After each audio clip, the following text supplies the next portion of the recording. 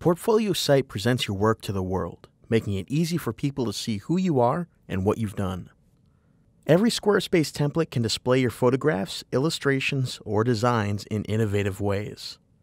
The three primary methods for displaying image sets are index pages, gallery pages, and gallery blocks. We recommend uploading images at a maximum width of 1500 pixels for most areas of your site. If you need your image to display on very large screens or stretch the full width of a larger content area, Squarespace supports images up to 2500 pixels wide. If you'd like your images to appear in search results, adding image descriptions and captions allows Google to understand the content of your pictures. Image captions are also used as alt text, making your site more universally accessible. If you'd like to add a resume to your site, you have three options. First, you can add a text block to a regular page to provide further details about your work. When doing this, using headers helps organize your content into tidy sections like past clients or awards. You can also add a text link that includes your resume as a doc or PDF file. This lets visitors download your resume or view it in their browser in its original layout.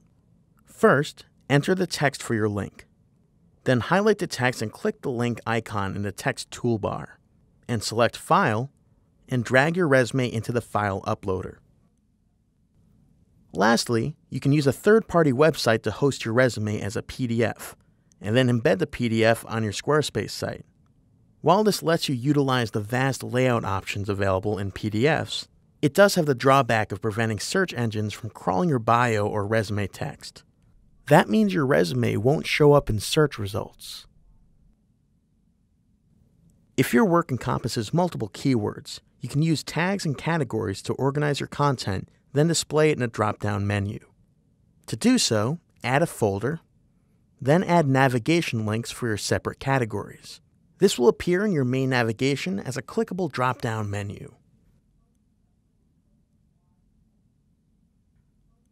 Please let us know if you have any more questions. We're always here to help.